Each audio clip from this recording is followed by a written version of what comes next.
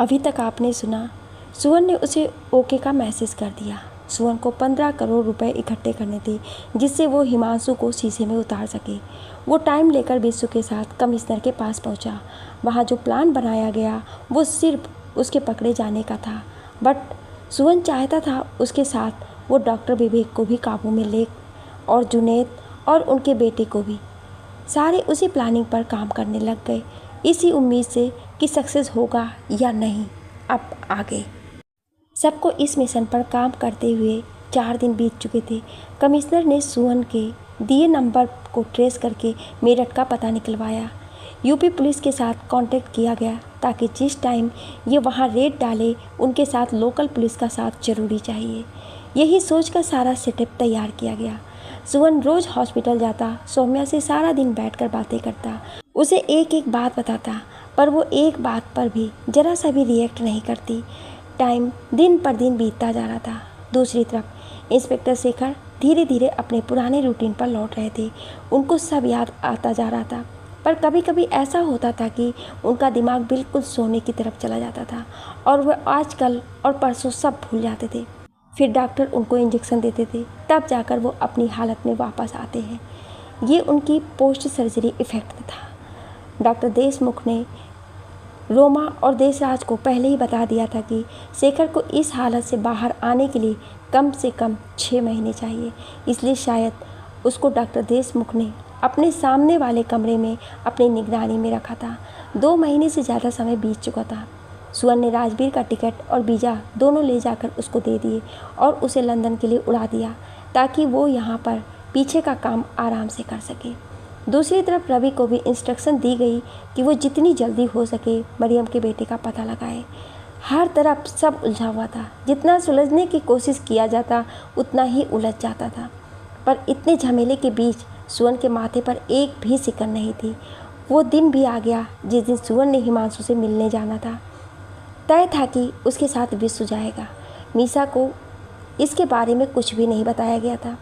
घर से निकलते हुए विश्व ने रोज़ की तरह मीसा को एक हक किया और वैसे ही अपने बाहों ने लेकर बहुत देर तक खड़ा रहा, फिर चल दिया। पलट कर बोला, सुवन के साथ गुरुग्राम से बाहर जा रहा हूँ, रात में लेट हो जाऊँगा, अगर ज़्यादा लेट हुआ तो वहीं सो जाऊँगा। मीसा, नहीं विशु, घर आना, मैं वेट करूँगी। ओके स्वीट, कहकर विश्व निकल गया। आज वो जा तो रहा था पर उसे लग रहा था कि कुछ छूट रहा है। जल्दी से वो विचारों को झटक कर सुवन के घर पहुंचा। उसने अपनी गाड़ी वहीं पार्क की और सुवन की ब्लैक मर्सिडीज निकाल ली और हॉर्न देना शुरू किया। आ रहा है बाबा, कहकर सुवन फ़ोन पर बातें करते हुए नीचे आ रहा था। इस उम्र में भी वो किसी राजकुमार से कम नहीं लग रहा था। ब्लैक कलर का सूट, आंखों पर चश्मा, हाथ में महंगी घड़ी, हमेशा की तरह वो ऑसम लग रहा था। अब चले महाराज, गाड़ी में बैठते हुए सुवन बोला। विश्व ने हंसते हुए गाड़ी स्टार्ट कर दी और बोला, पता है सुवन, आज भी तो उन 20 साल के लड़कों को मात देता है जो जवानी की दहलीज पर पैर रखते हैं। सुवन हंसते हुए, ये सब तेरी सोहबत का असर है, वरना मैं तो कब का बूढ़ा हो गया होता, कहकर दोनों हंस दिए। विश्व, सुमन, आज पता नहीं क्यों मन घबरा रहा है, लग रहा है कि जो जैसा दिख रहा है वैसा है नहीं। सुवन, डर मत, मैं हूँ ना, अगर कुछ भी होगा ना तू वहाँ से निकल लेना, मैं सब संभाल लूँगा। विश्व, साले ज़्यादा बोल मत, आज से नहीं कॉलेज के टाइम से हम दोनों साथ हैं और जो भी किया है साथ किया है, आगे भी साथ करेंगे, इतना याद रख, तेरा साथ छोड़कर तो नहीं भागूंगा, कहकर विश्व ने गाड़ी बढ़ा दी। पूरे रास्ते में वो पुलिस वालों से पूरे टच में थी। जैसे जैसे आगे बढ़ते जा रहे थे उनके साथ साथ पुलिस वाले उनकी लोकेशन ट्रेस करते जा रहे थे। एक वक्त ऐसा आया जब वो उस जगह पहुंच चुके थे जहां का एड्रेस हिमांशु ने उनको दिया था। उसने बाहर से मैसेज करके हिमांशु को बताया कि हम बाहर पहुंच चुके हैं। हिमांशु ने 2 लड़कों को उनको लेने के लिए बाहर भेजा। गाड़ी खड़ी करके दोनों ने अपनी गन निकालकर अपने कोट के नीचे अपनी पैंट में डाल ली। लड़के ने आते ही उनके हाथ से बैग लेने की कोशिश की तो सुवन बोला, ये बैग मैं खुद ले लूँगा, चलो। वह दोनों उनको लेकर अंदर चल दिए। वो कोई बंद फैक्ट्री थी जहाँ चारों तरफ अंधेरा था। अंदर जाकर वह हिमांशु के सामने खड़ी थी। वहाँ जाकर हाथ मिलाया और बोला, सॉरी मिस्टर शर्मा, आपको मैंने इस टाइम और इस जगह पर आने के लिए कहा, मेरी मजबूरी थी। सुवन, मैं समझ सकता हूँ, इतनी बड़ी डील आप या तो किसी 5 स्टार होटल में बैठकर कर सकते हैं या फिर ऐसे बंद फैक्ट्री में, कहकर हिमांशु ने हल्की सी स्माइल दी। हिमांशु, आप पेपर लाए हैं? सुवन, सारी पेपर तो गाड़ी में रह गए विश, प्लीज़ तुम जाकर पेपर ले आओ। अगली सीट के पास नीचे लिफाफा रखा है, उसके अंदर सारे पेपर हैं। हिमांशु, रुको, अपने साथ लड़का भी लेकर जाओ। दोनों की बातें बाहर कमिश्नर के साथ सब पुलिस वाले भी सुन रहे थे। पुलिस वालों से सब डाउन करने को कह दिया। विश्व नीचे आया और गाड़ी में से लिफाफा निकाल कर वापस ऊपर तेज कदमों से चला गया और ले जाकर टेबल पर रख दिया। इतने में सामने से विवेक निकल कर आया और बोला, हाँ जी मिस्टर सुवन प्रसाद शर्मा जी, कैसे हो आप? सुवन, मैं ठीक हूँ, पर मैंने आपको पहचाना नहीं। विवेक, ऐसे कैसे हो सकता है, आप मुझे ना पहचाने और मैं आपको पहचानता हूँ। आप जो कर रहे हैं वो हम करके कई साल पहले करके छोड़ चुके हैं, ये सोच कर चलिए। अगर तुम डाल डाल है तो हम पात पात हैं। कहकर वो हिमांशु के पास से होता हुआ सुवन के पास आकर खड़ा हो गया और सुवन के मुंह पर थप्पड़ मारने के लिए जैसे ही उसने हाथ उठाया, विश्व ने उसका हाथ पकड़ लिया। डॉक्टर विवेक, ये गलती मत करना, विश्व ने घूरते हुए कहा। विवेक, तो चलिए पहले हम आप ही के मार देते हैं। आप दोनों की वजह से हम दोनों यहाँ कुत्ते की तरह दर दर भटक रहे हैं। तुम्हें क्या लग रहा था कि हम तुम्हें पहचानते नहीं हैं? हमने जानकर तुम दोनों को यहाँ बुलाया है। दोनों के दोनों खड़े एक दूसरे का चेहरा देख रहे थे। दोनों ये तो समझ चुके थे कि वो फंस चुके हैं, पर इन लोगों को ये बात किसने बताई? पर अब जब उनको पता चल ही गई है तो अब उनके साथ उनके हिसाब से निपटना होगा। इसके लिए दोनों अपने आप को तैयार कर रहे थे। हिमांशु ने हंसते हुए ड्रिंक ग्लास उठाया और मुंह को लगा लिया। गिलास खाली करते हुए बोला, अभी जो पैसे आप लेकर आए हो, इन पैसों को यहाँ रखो और चुपचाप दीवार की तरफ मुँह करके खड़े हो जाओ। सुवन विश्व ने आंखों ही आंखों में एक दूसरे के साथ बात की, क्योंकि दोनों एक दूसरे को बहुत अच्छे से समझते थे। फिर सुवन बोला, चलो अच्छा है, तुम्हें ये पता लग चुका है, पर देर से ही पता चला कि हम कौन हैं। पर हमें तुमसे तो कुछ भी नहीं चाहिए, हम तो बस तुम्हारे साथ एक डील फाइनल करने आए हैं। तुम्हें डील फाइनल करो, पैसे लो और हमें जाने दो। और साले, वो जो बाहर मामे अपने साथ लेकर आया है उसका क्या? विवेक चिल्लाया। मैं किसी मामे को लेकर नहीं आया, अभी तुम्हारा लड़का विश्व साथ नीचे गया था, पूछ उसको, कोई मामा दिखा? सुवन ने बड़े आराम से जवाब दिया। विवेक ने लड़के की तरफ देखा तो उसने नामे गर्दन हिला दी। सुवन, देखिए मिस्टर कौशिक, तो लड़ाई झगड़े में और ना ही खून खराबे में यकीन करता हूँ। मैं एक सीधा सा नियम मानता हूँ, जियो और दूसरों को जीने दो। पर अगर कोई मेरे गिरेबान में हाथ डालता है तो मैं उसका हाथ तोड़कर पूंछ बनाने में 1 सेकंड नहीं लगाता। और रही बात, अगर तुम सबको ये बात समझ में नहीं आ रही है तो मुझे तुमसे ये डील करनी ही नहीं है।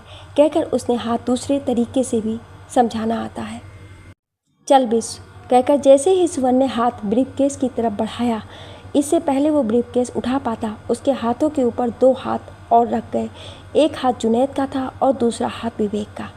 विवेक, तुम्हें यहाँ लाने का मकसद ही यही था, ताकि ये पता लगा लिया जाए कि हमारे बारे में पुलिस को क्या क्या पता है। सुवन गुस्से से, देख बे, ना तो मैं पुलिस वाला हूँ और ना ही पुलिस और तुम्हारे बीच का इंटरप्रेटर ठीक से समझ आया तुझे। जो तुझे लग रहा है वो तू जान और तेरे आसपास वाले बढ़िया होगा। तुम वो काम करो जो तुम्हें करना चाहते हो। अब मैं ये डील नहीं करना चाहता, इसलिए मैं जा रहा हूँ। कहकर जैसे ही सुवन ने पैर बाहर की तरफ बढ़ाए, उनका रास्ता गोलियों ने रोक लिया। दोनों वहीं के वहीं खड़े रह गए। देख विवेक, मैं तुझसे कह रहा हूँ, मुझे इस खून खराबे में कोई इंटरेस्ट नहीं है, इसलिए बेहतर यही रहेगा हमें यहाँ से जाने दिया जाए। अगर तुम नहीं मानना चाहते हो तो मजबूरन मुझे वो करना पड़ेगा जो मैं नहीं करना चाहता। सुवन गुस्से से बोला। जुनैद, तुम दोनों चारों तरफ से घिरे हुए हो, उसके बाद भी हमें धमका रहे हो। तुम्हें पता भी है कि मात्र 1 सेकेंड में तुम्हारी क्या हालत होगी? मिट्टी में जस्तो नेदर हो जाओगे तुम। सुवन, 1 सेकेंड में 1000 मिली सेकेंड होते हैं जुनैद, और 1 मिली सेकेंड ये काफ़ी है तुम्हारी मौत के लिए। इतना कहते ही सुवन एकदम तेज़ी से पलटा और अपनी कमर से पिस्टल निकालकर सीधा विवेक के घुटने के ऊपर गोली चला दी। विवेक के गिरते ही जुनैद और हिमांशु तेज़ी से सुवन की तरफ लपके। वो वहाँ तक पहुँच पाते उससे पहले ही विश्व उन पर गोली चला चुका था। बाकी तीनों लड़के वहाँ से डरकर भागते, इससे पहले पुलिस वाले अंदर आ गए और उनको गिरफ्तार कर लिया। यूपी पुलिस कमिश्नर सुवन के सामने जाकर बोला, तुम्हें किसने हक दिया था गोली चलाने का? सुवन, सर, लाइसेंस वाली बंदूक है, छुपकर नहीं चलता। अपनी जान बचाने के लिए मैंने उन पर फायर किया है, तो आप मुझे एडवाइस नहीं दे सकते हैं कि क्या ठीक है क्या गलत है। तीनों में से मरा कोई नहीं है, क्योंकि मैंने उनमें से किसी की जान नहीं ली है, बस अपनी जान बचाई है। आप इनको संभालो। दिल्ली पुलिस कमिश्नर बिना कुछ बोले सुमन के पास गए और बोले, कुछ ऐसा करना था तो पहले हमें बता देते। सुमन धीरे से कमिश्नर के कान के पास मुंह करते हुए, करना नहीं चाहता था सर, पर यूपी पुलिस इनके साथ मिली है। इनको हमारे यहाँ आने का पता चल चुका था। मेरे पास और कोई चारा नहीं था। अगर मैं उन पर गोली न चलाता तो ये मुझे मार डालते। मजबूरन अपनी रक्षा करने के लिए मुझे गोली चलानी पड़ी। आप परेशान मत होइए, मैं और विश आपको अपनी पिस्टल सेंडर कर देते हैं। बाकी मैं खुद ही कोर्ट में देख लूँगा। बस आप इनको जितनी जल्दी हो सके यहाँ से दिल्ली शिफ्ट कीजिए, वरना कुछ ही देर में आपको इनके मरने की खबर आ जाएगी। कहकर सुमन हिमांशु के पास पहुंचा, जो अपना कंधा पकड़े खून से लथपथ वहां बैठा था, और बोला, हिमांशु तुम्हारा बेटा कहाँ है? हिमांशु कराहते हुए, मरियम के पास। सुमन, मरियम के पास नहीं है, इसीलिए तुमसे पूछना चाहा मैंने। उसे मरियम को दिया था, इसलिए मरियम बता सकती है कि वो कहाँ है। वो ठीक तो है ना? चिंतित होते हुए हिमांशु ने पूछा। पता नहीं, मुझे कहकर सुमन विश्व के साथ वहाँ से निकल गया और अपने लायर को सारा किस्सा बताकर कल सुबह कोर्ट खुलते ही अपनी अग्रिम जमानत के कागज लगाने को कहा। दिल्ली और यूपी पुलिस काफ़ी देर तक इसी बहस में लगी रही कि इनका इलाज कहाँ किया जाए। आखिरकार दिल्ली से प्रेशर के बाद दिल्ली पुलिस ने उनकी कस्टडी दी गई और उनको इलाज के लिए दिल्ली के सफदरगंज में एडमिट किया गया। सुमन ने लायर का फ़ोन रखते ही सिगरेट जला ली और सोचने लगा, यार सुमन, 11 साल बाद आज पहली बार पिस्टल चलाई। माँ कसम, रॉयल फीलिंग आ रही थी। सुमन, हाँ, सोचा नहीं था कभी डराने के अलावा चलाऊंगा भी। चल, जो हुआ ठीक हुआ, कहकर वो फिर सोचों में डूब गया। फिर एकाएक बोला, ये तीनों के तीनों यहाँ थे। मलिक नहीं था, इसका मतलब हिमांशु का बेटा मलिक के पास होना चाहिए। कहते ही रवि को फ़ोन मिला दिया। जैसे ही रवि फ़ोन उठाता है, हाँ जी सर। रवि, तुम कहाँ हो इस टाइम? रवि, मैं इस टाइम बेंगलुरु में हिमांशु और मरियम के घर के बाहर। सुमन, तो सुन, उनके घर के सामने वाले घर में मलिक रहता है। किसी भी बहाने से उसके घर में जा और देख वहाँ मरियम का बेटा है क्या। बस मुझे पता करके बता दे, बाकी मैं देखता हूँ। रवि, ओके सर, देख कर बता रहा हूँ, कहकर फ़ोन रख दिया। उधर कमिश्नर उन तीनों की फ़ोटो लेकर जेल पहुंचा और जेलर से मरियम को बुलाने को कहा। उसने आते ही जलती आंखों से उसकी तरफ देखा, पर बोली कुछ नहीं। कमिश्नर, क्यों मरियम, तुम्हारे रकीब नहीं आए तुम्हें बचाने और तुम तिहाड़ पहुंच गई?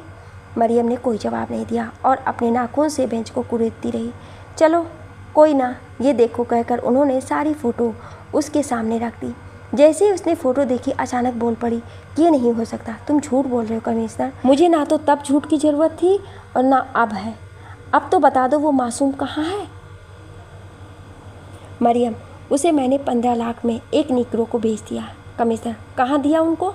मरियम, अफ्रीका एवेन्यू रोड पर मंदिर के पास, और पैसे वो मलिक को देगा। कमिश्नर, और ये मलिक कहाँ मिलेगा? मरियम, मलिक अपने घर बेंगलुरु वाले फ्लैट पर है। और हाँ साहब, 12 तारीख को निग्रो से मलिक पैसे लेने सर्कल बार कनाट प्लेस आएगा। कमिश्नर, 12 यानी कल? मरियम, हाँ। कमिश्नर, तुम कैसी घटिया माँ हो मरियम, तुम्हें तो माँ कहते हुए भी मुझे नफरत हो रही है। मरियम ने कोई जवाब नहीं दिया। मरियम की निशानदेही पर रेड करके बच्चे को रिकवर करके उस छोटे बच्चे को अनाथ आश्रम में भेज दिया गया। मलिक और निग्रो को अरेस्ट कर लिया गया। सुमन को इस बच्चे के लिए बहुत ही ज़्यादा बुरा लग रहा था। वो जब भी सौम्या के पास जाता, हमेशा उसी बच्चे के बारे में बैठे घंटों बातें करता रहता। घर आता तो पूरी रात इंटरनेट पर सौम्या से संबंधित केस और इसकी रिकवरी का नोट्स एवं थीसिस पढ़ता रहता। एक तरह से उसने अपने आप को पूरी तरह से सौम्या को समर्पित कर दिया था। धीरे धीरे 1 महीना और बीत गया। उधर लंदन में ना तो राजवीर सौम्या के बच्चों का पता लगा पा रहा था और ना यहाँ सौम्या होश में आ रही थी। इस बीच बस एक काम अच्छा हुआ था कि शेखर अपने पूरा होश संभालने लगा था। अब उसे दौरे भी कम पड़ते थे। उसके दौरों के बीच का अंतर भी बढ़ गया था, यानी वो ज़िंदगी की तरह धीरे धीरे बढ़ रहा था। उसे अब सब याद आने लगा था। जब भी उसका दिल करता, वो सौम्या के पास जाकर बैठ जाता और उससे बातें करता। इन्हीं सब परेशानियों के बीच जब सुमन बैठा सौम्या से बातें कर रहा था, विश्व भी वहीं था। विश्व के फ़ोन पर लायर का फ़ोन आया। वो सुवन से बता ही रहा था कि लायर ने क्या कहा। इसी बीच विश्व ने कुछ ऐसा कहा जिसे सुनते ही सौम्या ने कुछ सेकंड के लिए आंखें खोल दी, मगर उसी पल उसने वापस आंखें बंद कर ली। दोनों ने देखा पर दोनों ही कुछ ना समझ सके, ना कुछ बोल पाए। विश्व ने सिस्टर को आवाज़ देकर डॉक्टर को बुलाने को कहा।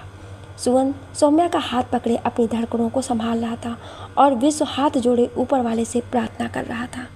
आपके बताए अनुसार कुछ उम्मीद की किरण दिखी है, शायद अब ये जल्दी ही होश में आ जाएगी, डॉक्टर देशमुख सौम्या को देखते हुए बोले। दोनों ने डॉक्टर का शुक्रिया अदा किया। उसके बाद सुवन को विश्व की बात ध्यान आई और विश्व से बोला, विश्व लायर क्या कह रहा था? विश्व, अरे हाँ, वो कह रहा था कि शायद 1 या 2 पेशी में ही हमें कविश की कस्टडी मिल जाएगी। सुवन, सुकून वाली बात है ना विश्व, कितने साल के बाद मेरा बेटा मेरे पास होगा और मैं उसे अपनी बाहों में ले पाऊंगा। कहते हुए सुवन की पलकें हल्की सी भीग गईं। विश्व भी जानता था कि सुवन कविश से बहुत प्यार करता था। शायद इसी प्यार को उसकी कमजोरी बनाने और उसे तोड़ने के लिए अवंतिका ने उसे उससे दूर भेज दिया था। विश्व, रो क्यों रहा यार? तू भी ना, तुझे कम से कम उम्मीद तो है, कविश तेरे पास आ जाएगा। पर हमें देख, मुझे और मीसा को तो ये उम्मीद ही नहीं रही कि हमारा कोई अपना भी होगा जिसके लिए हम भी परेशान होंगे। सुवन, कब से तुझे कह रहा हूँ कि तू कोई बच्चा गोद ले ले, पर तू सुनता ही नहीं है। पता नहीं तेरे दिमाग में क्या चलता रहता है। विश्व, अब तो लगता है कि कर ही ले, ज़्यादा लेट ना किया जाए क्योंकि उम्र बढ़ रही है। पता नहीं कब भगवान टपका दें, फिर उस बच्चे को कौन देखेगा? मीसा कैसे उसे अकेले संभालेगी? सुवन, कोई ना, मैं हूँ ना, तू जा पहले टपक ही ले, कह कर दोनों हंस दिए।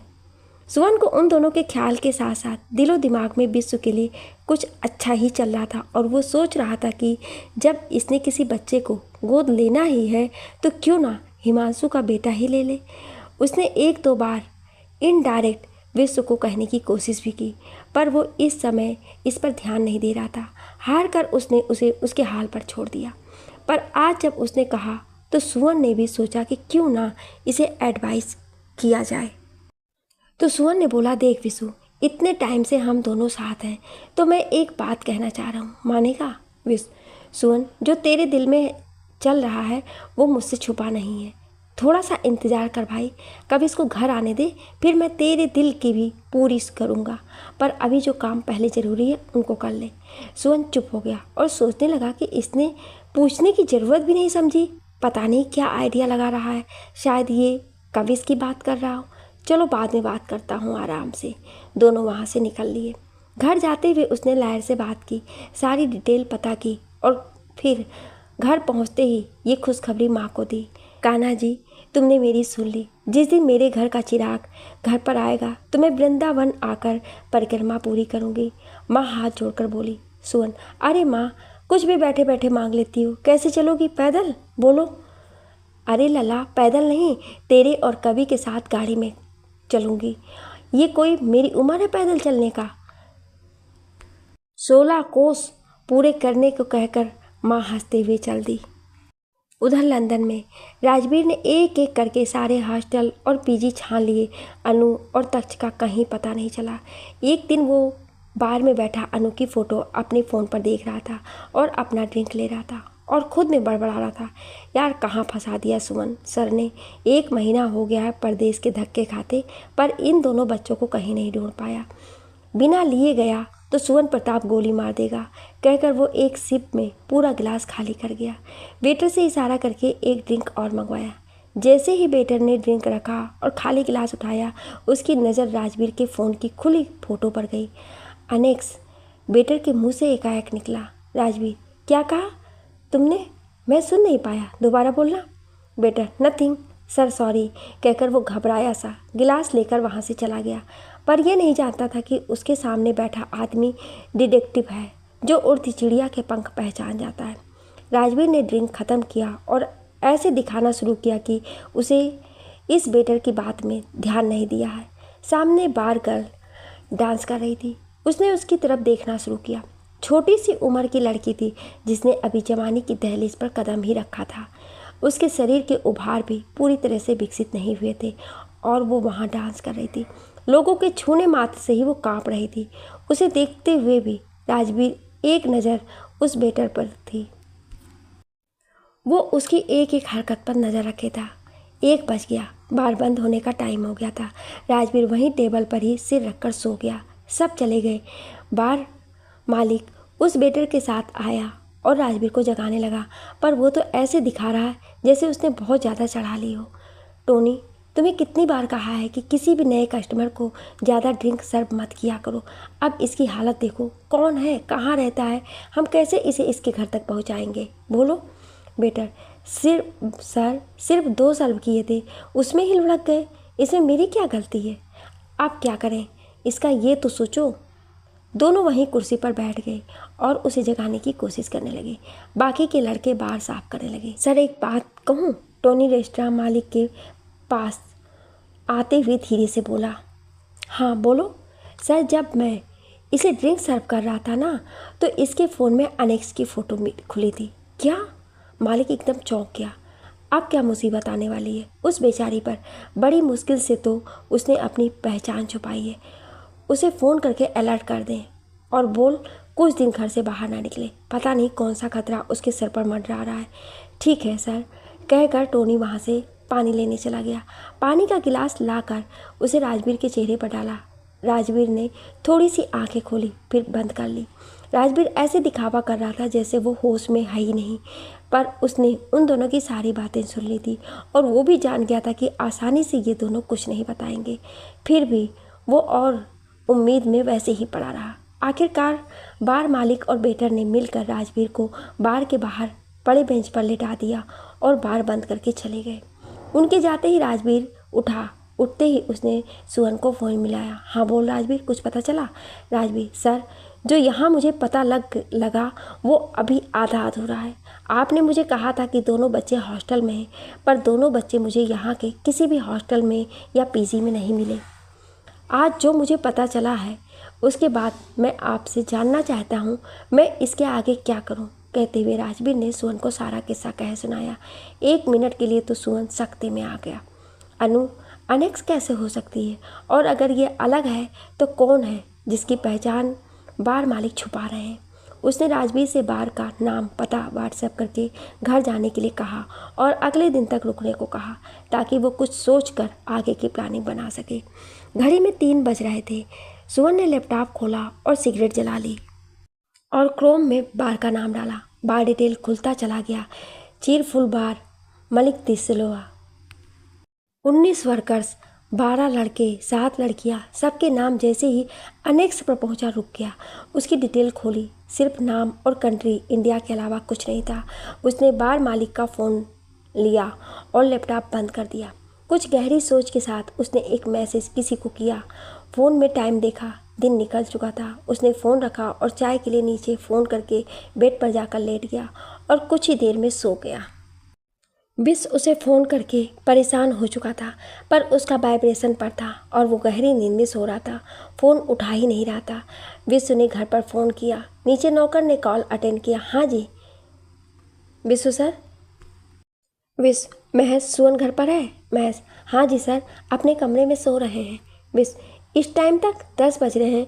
वो तो कभी इतनी देर तक सोता नहीं है। एक काम कर, उनको जाकर जगा दे। महज, रूम अंदर से बंद है और हमें अंदर जाने की परमिशन नहीं है। विश, ओके कोई बात नहीं, मैं उसे ही करता हूँ, कहकर उसे फिर से फ़ोन मिलाना शुरू किया। आधा घंटा बीत गया। सुहन फ़ोन उठाने को तैयार ही नहीं था। हार कर उसने माँ को फ़ोन मिलाया। हाँ बेटा, माँ ने बोला। विश, माँ ऊपर जाकर एक बार सुहन का दरवाज़ा खटखटा दो प्लीज़, हमें कोर्ट जाना है, ज़रूरी पेशी है और वो घोड़े बेचकर सो रहा है। मुझे समझ में नहीं आया कि इस वक्त वो कैसे सो रहा है, जबकि वो तो सुबह उठ के 5 बजे वॉकिंग पर चला जाता है। चल देखती हूँ, जगाती हूँ, कहकर माँ ने फ़ोन रख दिया और वो धीरे धीरे चलते हुए सुहन के कमरे की तरफ बढ़ गई और जाकर दरवाज़ा खटखटाना शुरू किया और बोलना शुरू किया। सुहन उठ जा बेटा, विश्व कब से तुझे फ़ोन किया जा रहा है, उठ जा, वो तुझे लेने आ गया है। काफ़ी देर दरवाज़ा खटखटाने के बाद सुहन ने दरवाज़ा खोला और बोला, माँ मैं इतनी देर तक सोता रहा कैसे पता नहीं। माँ, बेटा देख तेरी चाय भी ठंडी हो गई, चल तू तैयार हो जा, मैं तेरा नाश्ता लगवाती हूँ, विश्व भी आ गया है। सुवन ठीक है माँ कहकर सुवन ने अपने कपड़े लिए और नहाने चला गया। रेडी होकर नीचे आया। विश्व पहले ही वहाँ बैठा था। उनको कोर्ट जाना था। कोर्ट में आज उसके भावी भविष्य की पेशी थी। इतने दिल की कानूनी लड़ाई में आज कोर्ट ने कविश को पहली बार गवाही के लिए बुलाया था। एक 15 साल के बच्चे से ये इन्फॉर्मेशन लेनी थी कि वो अपने मामा के साथ रहना चाहता है या अपने पापा के साथ। नाश्ता करके दोनों कोर्ट पहुंच गए। वहां पर नेताजी, उनका बेटा अंकित और कविश तीनों ही अपने वकील के साथ थे। आज 13 साल में पहली बार कविश और सुवन आमने सामने थे। सुवन ने जैसे ही उसे देखा देखता ही रह गया। बिल्कुल उसका बचपन था, वही डील डॉल, वही चेहरा, वही रंग। उसका दिल किया कि वो भागकर उसको गले से लगा ले, पर उसने अपनी भावनाओं को वहीं रोक लिया और जाकर विश्व के साथ बैठ गया। आज जज के सामने कविश का बयान होना था, तभी उसे कोर्ट लाया गया था। कविश को घर से बहुत पढ़ा कर लाया गया था कि उसे यहाँ क्या क्या बोलना है। जज के बुलाने पर वो विटनेस बॉक्स में पहुँचा तो जज ने पूछा, कविश पुत्र श्री अंकित, आप किसके साथ रहना चाहते हो? अपने मामा अंकित के साथ जिन्होंने आपको 13 साल अपने साथ रखा, या अपने पापा के साथ जिन्होंने आपको जन्म दिया? कविश 2 मिनट के लिए चुप हुआ और उसने मुंह उठाकर एक बार सबकी तरफ देखा और बोला, सर मुझे तो आज तक यही नहीं पता था कि मेरे पापा कौन हैं, क्योंकि मुझे यही बताया गया था कि मेरे पैदा होने के बाद मेरे पापा ने मुझे और मेरी मम्मी को छोड़ दिया है, इसलिए मेरे मामा यानी अंकित ने मुझे गोद लिया और मुझे पढ़ा लिखा रहे हैं। मैं भी इस बात को सच मानता रहा और सबसे ज़्यादा नफ़रत मुझे अपने पापा से थी, क्योंकि उन्होंने अगर पाल नहीं सकते थे तो पैदा क्यों किया। इतने साल में इसी गुस्से के साथ जीता रहा, पर यहाँ आने के बाद भी मुझे उनसे मिलने नहीं दिया गया, या ये कहा जाए मैं ही उनसे मिलना नहीं चाहता था। पर मैं एक इंसान का शुक्रगुजार हूँ जिसने मुझे मेरे पापा की पूरी सच्चाई बताई। कविश रोते रोते बोले जा रहा था। उसके रोने से उसकी बातें सुनकर कोर्ट में बैठे सब लोग रो रहे थे। अवंतिका का वकील उठा और उसने कविश के हाथ पर हाथ रखा और बोला, बेटा सवाल ये नहीं है कि तुम्हारे पापा कैसे हैं और तुम्हारे मामा कैसे हैं, सवाल ये किया गया है कि तुम किसके साथ रहना चाहोगे। जज साहब उसका जवाब मांग रहे हैं तुमसे। उसने एक बार आंखें उठाकर अपने मामा की तरफ देखा और बोला, मैं अपने पापा के साथ रहना चाहता हूँ, क्योंकि मेरे पापा इतने बुरे नहीं हैं जितने मुझे बचपन से बताए गए थे। अंकित का मुंह एकदम उतर गया, उसकी आंखों में खून उतर आया। वो गुस्से में उठकर खड़ा हुआ और बोला, रहेगा तू इसी हरामी की औलाद ना? खून तो तेरे अंदर इसी का है। सपोले को जितना मर्जी दूध पिला लो, वो कभी अपना नहीं बनेगा, सांप ही रहेगा। उसकी बातें सुनकर सुवन भी गुस्से से बिफर पड़ा। मुंह संभाल के बात करो, ऐसी वाली बकवास मैं किसी की नहीं सुनता हूँ। भूल जाऊँगा कि मेरे सामने कौन है। उन दोनों की गहमा गहमी देखकर जज ने उनको शांत करने के लिए बाहर निकलने के लिए बोल दिया। सुवन सॉरी बोलकर वहीं बैठ गया। लंच से पहले सारी दलीलें हो चुकी थी। लंच ब्रेक के बाद जज ने आज ही कोर्ट का फैसला देना था, सो अब वहीं बैठे इंतज़ार कर रहे थे। अंकित बार बार कविश को डांट रहा था, उसने गलत स्टेटमेंट क्यों दिया। कल तक तो उसी के साथ रहना चाह रहा था, आज उसे अचानक ये क्या हुआ, उसे अपने मन को बदल लिया। कविश, मामा मैं भी आज तक आपकी बातों के हिसाब से चल रहा था। जो आपने और माँ ने मुझे बताया वही सब मेरे लिए सही था, पर मुझे नाना और धाई माँ ने बताया कि मेरे पापा इतने बुरे नहीं जितनी बुरी सोच मैंने बना रखी है। मैंने तुझे यहाँ लाकर ज़िंदगी की सबसे बड़ी गलती की, मुझे यहाँ आना ही नहीं चाहिए था, कहकर अंकित अपने ऊपर गुस्सा उतारने लगा। ब्रेक के बाद आते ही जज ने जो अपना जजमेंट दिया वो सुवन के पक्ष में था। उसे कविश 1 हफ्ते के अंदर पूरी लीगल फॉर्मेलिटी के साथ मिल जाएगा, और अगर कोई इस काम में टांग अड़ाएगा तो उसे अरेस्ट कर लिया जाएगा। पुलिस को ये आर्डर दिया गया कि अब से 5 दिन के अंदर कविश को उसके मामा से लेकर सही सलामत सुवन प्रताप के घर पहुंचाया जाए। जज के जाते ही सुवन खुशी से विश्व के गले लग गया। उसके आंसू नहीं रुक रहे थे। विश्व उसे बार बार चुप करा रहा था। सुवन पीछे से आवाज़ आई। आवाज़ सुन जैसे ही वो पलटा, पीछे नेताजी खड़े थे। बोले, मैं तुम्हारा घर नहीं बचा पाया, उसका मुझे आज तक अफसोस है, क्योंकि मेरी बेटी तुम्हारे साथ कभी खुश नहीं थी, पर तुम्हारा बेटा तुम्हें सौंप रहा हूँ, शायद अपनी गलती का कुछ पश्चाताप कर सकूं, कहकर नेताजी ने उसके कंधे पर हाथ रखा और बाहर निकल गए। सुवन भी अपनी गाड़ी लेकर घर को निकल लिया। पूरे रास्ते विश्व से कविश की ही बातें करता रहा। उसका बस चलता तो उठकर घर पहुंच जाता। घर पहुंचते ही उसने सबसे पहले माँ को ये खुशखबरी सुनाई और फिर फ़ोन करके कारपेंटर और पेंटर को बुलाया और कविश का रूम रेडी करने को कह दिया। उसके बाद उसने गाड़ी निकाली और सीधा सौम्या के पास पहुंचा। उसके पास जाकर बैठा और उसका हाथ अपने हाथ में लिया। उसे भी कविश को बताया।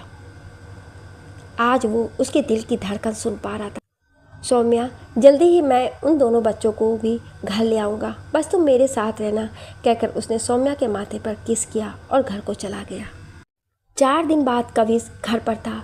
विश्व और मीसा भी आए हुए थे। आज घर का माहौल बदला हुआ था। जो घर पहले शांत और गुमसुम रहता था, आज वहीं हंसी की आवाज़ें आ रही थी। सबने एक साथ डिनर किया और बैठकर बातें करने लगे। कविश दादी की गोद में सर रखकर बैठा सबकी बातें सुन रहा था। तभी अचानक से उठकर बैठा और सुवन से बोला, पापा, वो औरत कौन है जिसके कारण आपने मेरी माँ को धोखा दिया? सब सन्न रह गए। कवि इससे पहले विश्व और कुछ बोलता, सुवन ने उसे इशारे से चुप करवा दिया और उठकर वहाँ से चला गया। कविश, विश्व चाचा, मैंने ऐसा क्या कह दिया जो पापा इतने गुस्से में उठकर चले गए? विश्व, नहीं बेटा, तुमने कुछ नहीं कहा। अभी तुम्हें कुछ पता नहीं, टाइम लगेगा थोड़ा सा सब चीज़ें देखने और समझने में। इससे ज़्यादा मैं कुछ नहीं कहूँगा। विश्व ने उसके सर पर हाथ रखा और मीसा के साथ चला गया। उसने एक बार दादी की तरफ देखा। दादी ने एक फीकी सी मुस्कान उसके लिए छोड़ दी और उठकर अपने कमरे की तरफ चली गई। कविश अकेला यहाँ बैठा रह गया। उधर सुवन वहाँ से अपने कमरे में पहुँचा तो बालकनी में जाकर सिगरेट जला ली। उसके दिमाग में रह रहकर कविश का वही प्रश्न पूछ रहा था कि वो औरत कौन थी जिसके लिए उसने उसकी मम्मी को छोड़ा। पर उसने तो अवंतिका को कभी छोड़ा ही नहीं। फिर अवंतिका ने कविश से झूठ क्यों बोला? इसका जवाब सिर्फ अवंतिका के पास था, जो भी इस दुनिया में नहीं थी। तो अब जो भी करना था सुवन को अपने हैंड पर करना था। पूरी रात उसने सोचते हुए गुजार दी। दिन निकल आया था, तभी उसके फ़ोन पर एक फ़ोन बजा। जैसे ही उसने उठाया, उधर से आवाज़ आई, हेलो सर, दे सिल्वा से आपकी मीटिंग अगले सैटरडे सेट कर दी गई है। आप ये बताइए आप कब आ रहे हैं? सुवन, मैं जल्दी से जल्दी आने की कोशिश करता हूँ। ओके सर, कहकर उस आदमी ने फ़ोन रख दिया। सुवन ने राजवीर को फ़ोन किया और बोला, मैं अगले हफ्ते तुम्हारे पास आ रहा हूँ। तब तक तुम सिर्फ इन्फॉर्मेशन इकट्ठे करोगे। उसके अलावा अपने जासूसी दिमाग को ज़्यादा मत चलाना। मैं वहीं आकर देखता हूँ। Rajveer, okay sir. सुवन, बस मुझे इन्फॉर्मेशन सारी चाहिए। आज से लेकर तुम्हारे पास 12 दिन है। Rajveer, okay sir. इन 12 दिन में सुवन ने सोच लिया था कि उसे कविश के दिमाग से हर चीज़ कैसे क्लियर करनी है। वो रेडी हो के नीचे पहुंचा। माँ नीचे ब्रेकफास्ट कर रही थी। माँ ने महज को आवाज़ लगाकर सुवन के लिए ब्रेकफास्ट लगाने को कहा।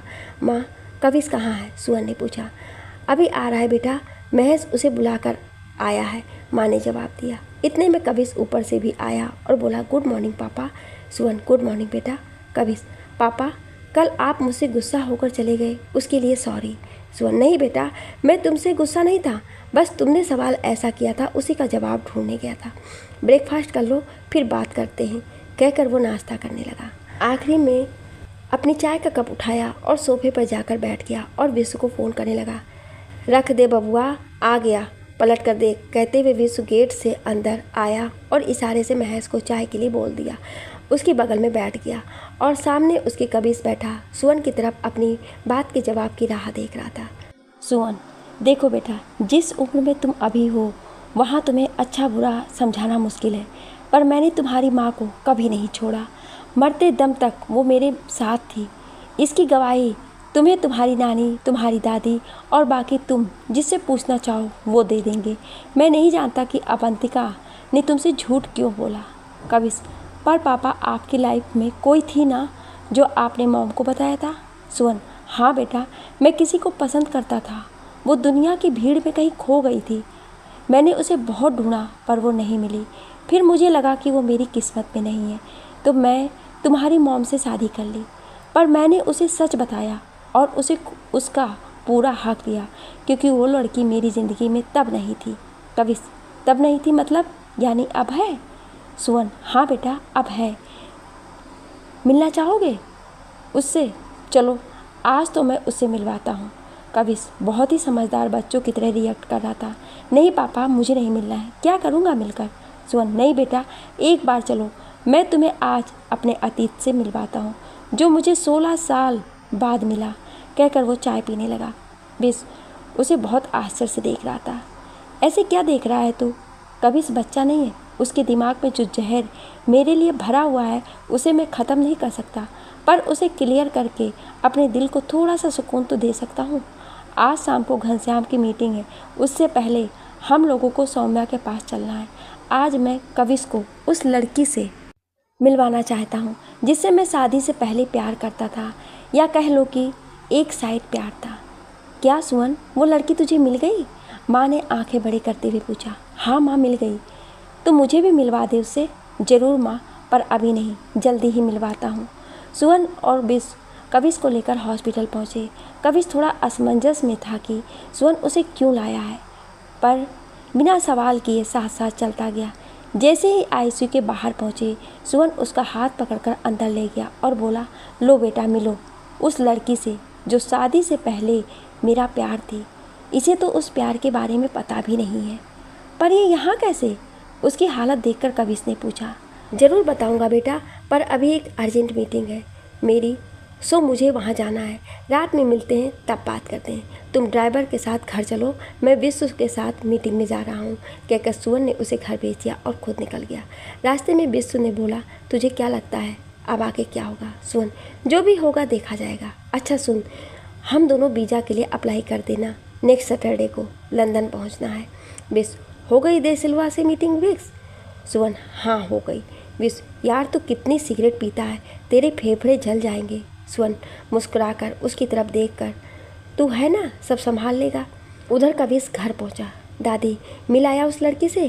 कविश, दादी वो तो हॉस्पिटल के आईसीयू में है। दादी, क्या? कहकर दादी बैठ गई। कविश के पूछने पर दादी ने कविश को सब बता दिया जो सुवन के साथ उस वक्त हुआ था। दादी, माँ और मामा ने मुझसे कितने झूठ कहे कि पापा आज भी उसके साथ हैं, और मैंने आंखें बंद करके उनकी बात मान ली थी।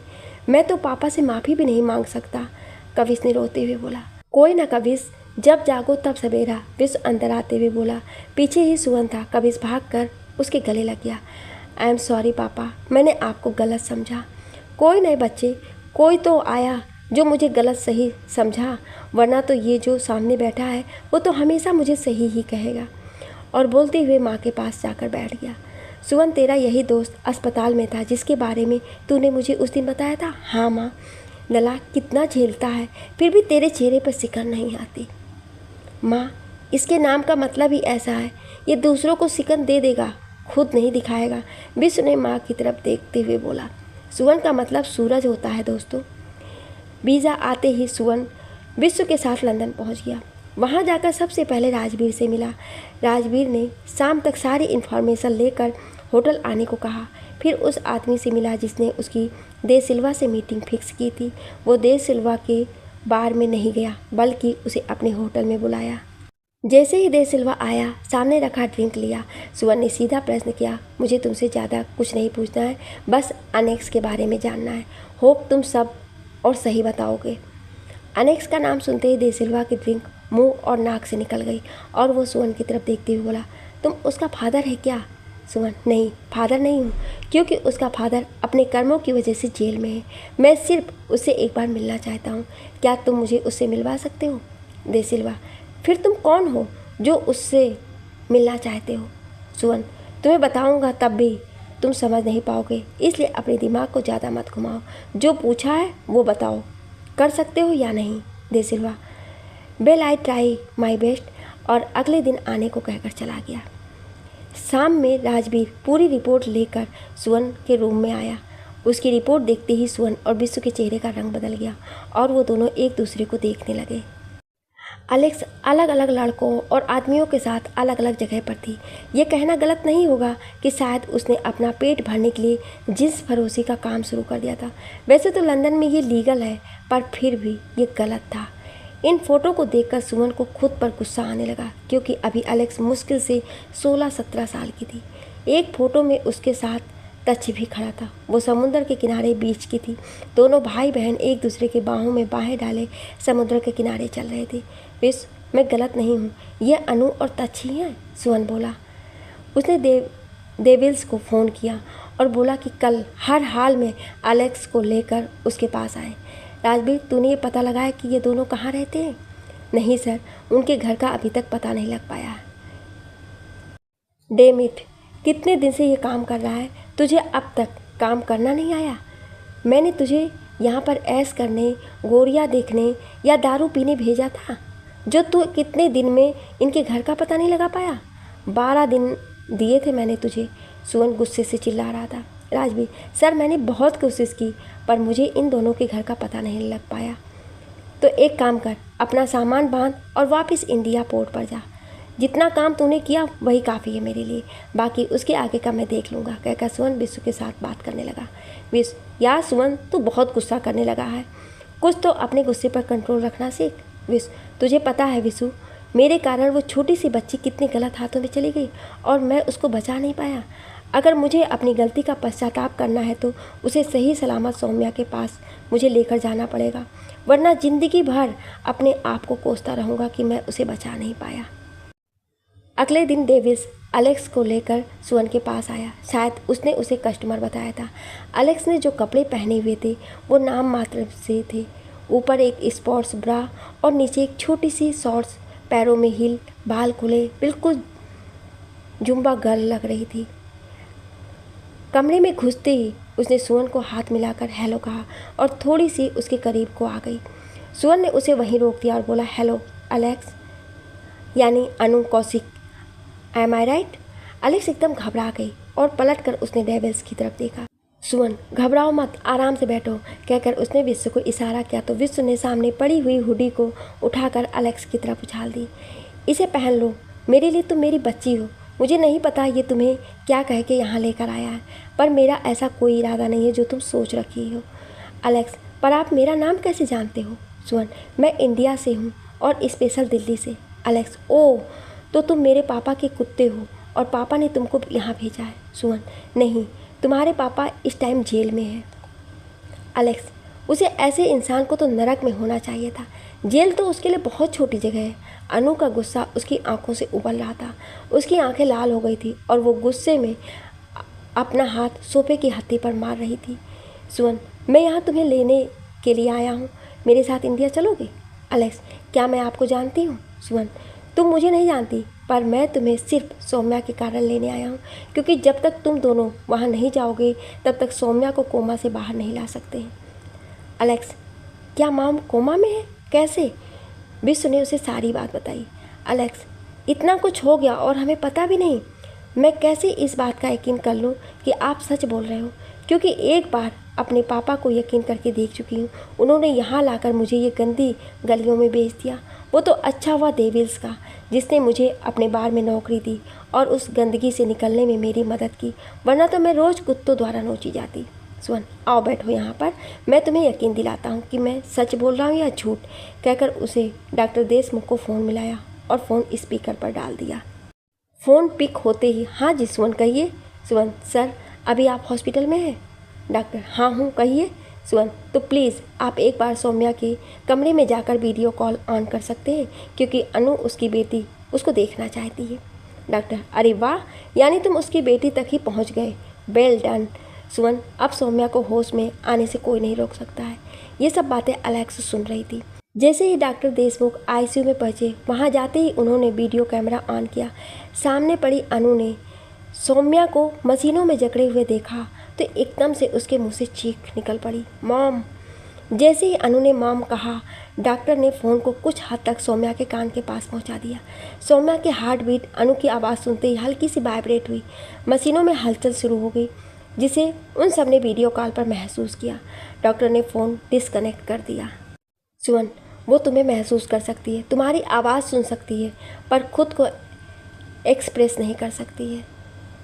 हिमांशु कौशिक ने प्रॉपर्टी के चलते उसके शरीर में इतना ज़्यादा दर्द भर दिया, उसने उस दर्द के साथ सोना मंजूर किया, लेकिन इस दुनिया को दोबारा देखना मंजूर नहीं किया।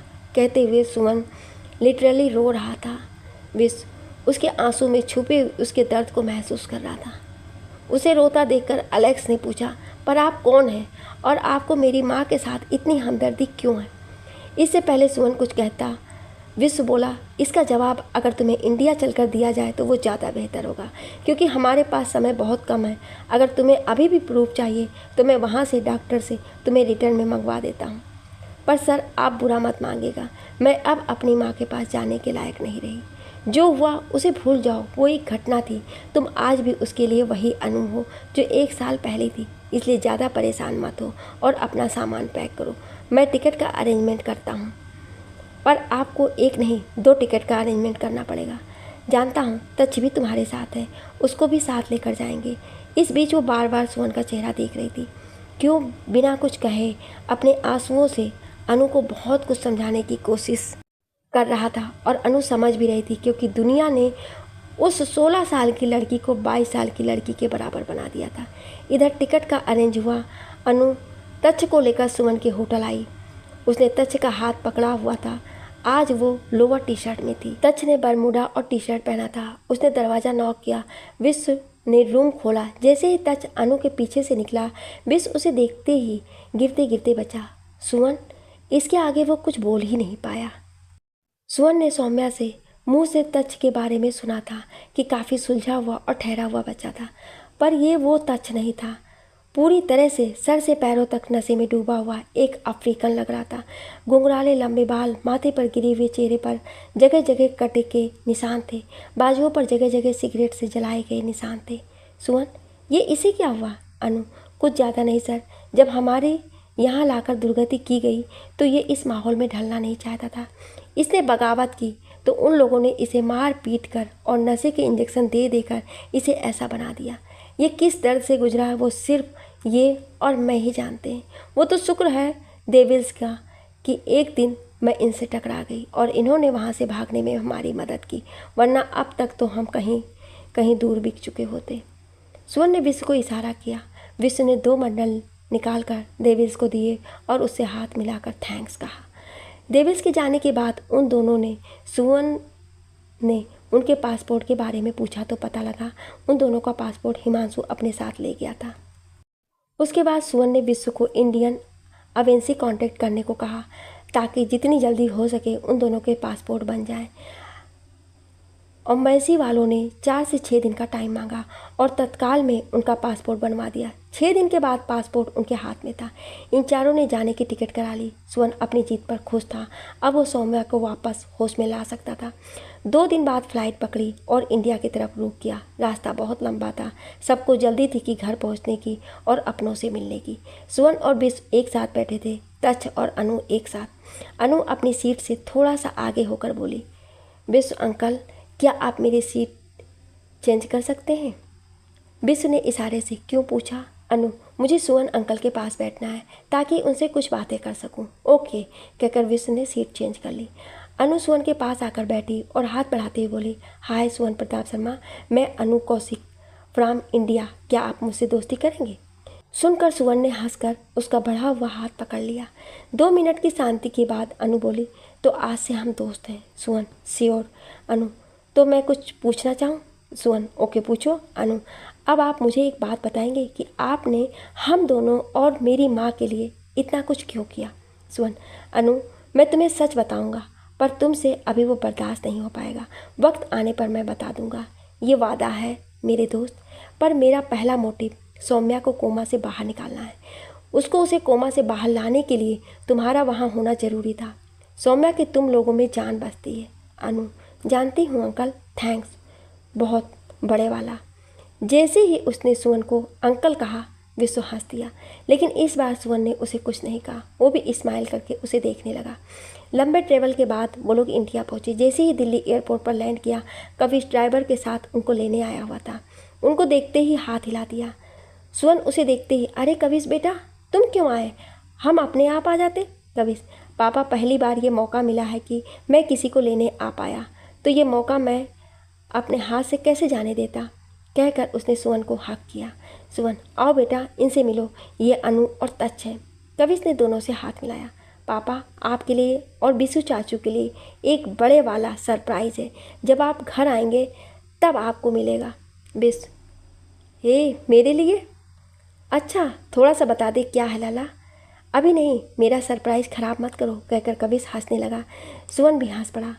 कविश, तुम सबको लेकर घर जाओ, मैं हॉस्पिटल होकर आता हूँ। मैं भी साथ चलता हूँ, विश्व बोला और उसके साथ हॉस्पिटल चला गया। सुवन वो काफ़ी दिन से सौम्या से मिला नहीं था। आज जी भर करके उसे देखना चाहता है और उसे खूब सारी बातें करना चाहता था। तेज कदमों से चलता हुआ वो सौम्या के पास पहुंचा और जाकर उसके माथे पर किस की और उसका हाथ पकड़कर बैठ गया और बोला, सोमी सॉरी यार, तुमसे इतने दिन दूर रहा, एक एक पल तरसा हूँ तुमसे मिलने को, पर मजबूरी थी। जान मेरी जाए बिन कुछ नहीं हो सकता है, पर अब मैं तुम्हारी अमानत लंदन से ले आया हूँ, जल्दी ही तुमसे मिलवाता हूँ, बस तुम आंखें खोल दो, इनमें मुझे फिर से खुद को देखना है। बोलते हुए वो लिटरली रो रहा था। उसके बाद उसने जो जो लंदन में हुआ सौम्या को सब बताना शुरू किया। कल सुबह से शाम हो गई, उसे पता भी नहीं चला। डॉक्टर देशमुख अंदर आए, उसे देखकर सुवन उठकर खड़ा हो गया और मिस्टर शर्मा, कांग्रेट्स आपकी सक्सेस के लिए। थैंक्स डॉक्टर, बताओ कब लेकर आऊँ दोनों बच्चों को, सुवन ने पूछा। डॉक्टर देशमुख, नॉट नाउ, पहले कल मैं इनके सब टेस्ट करवा लूँ, उसके बाद बताता हूँ। मैं नहीं चाहता कि बच्चों को यहाँ देखकर ये एकदम जागे और शौक में हमें ज़्यादा नुकसान उठाना पड़े। बहुत सोच कर कदम उठाएंगे हम सुवन। ओके डॉक्टर, जो आपको ठीक लगे। सुवन वापस बैठ गया और फिर सौम्या से बातें करने लगा। जल्दी ही तुम्हें घर लेकर जाऊंगा, बस थोड़ा सा इंतज़ार और सोमी। तभी पीछे से विशु ने आकर कंधे पर हाथ रखा और बोला, अब घर चले, माँ और मीसा फ़ोन कर करके मेरी जान खा गई हैं। सुवन चल कहकर उठा और सौम्या के माथे पर दोबारा किस करके बोला, जल्दी आता हूँ जान, अपना ख्याल रखना मेरे आने तक। रास्ते में उसने कमिश्नर को फ़ोन करके मिलने को कहा तो उन्होंने नेक्स्ट डे मॉर्निंग का टाइम दिया। सुवन यार, कैसे तेरे दिमाग में एक साथ इतना कुछ एक साथ चलता है। तेरे साथ रहकर बहुत कुछ सीखा है और बहुत कुछ सीखना है। विशु गाड़ी चलाते हुए बोला, सब तेरी कृपा है विशु, अगर तू ना होता तो मैं आज कुछ ना होता। सुवन ने सिगरेट जलाते हुए कहा, ना होता से तेरा क्या मतलब। यहाँ सुवन वहाँ विश्व, दोनों ही अधूरे हैं एक दूसरे के बिन, समझा तू। बातें करते करते दोनों घर आ पहुँचे। गाड़ी पोर्च में खड़ी करके दोनों अंदर पहुँचे तो दोनों ड्राइंग रूम में देखकर ठिठक गए और एक दूसरे का मुंह देखने लगे। दोस्तों, सुवन और विश्व के लिए क्या सरप्राइज था घर पर, जिसे देखकर वो दोनों चौंक गए। सौम्या का क्या होगा? सुवन की मेहनत रंग लाएगी? क्या आप अगला भाग सुनना चाहते हैं तो कमेंट में यस जरूर लिखिएगा। Thank you.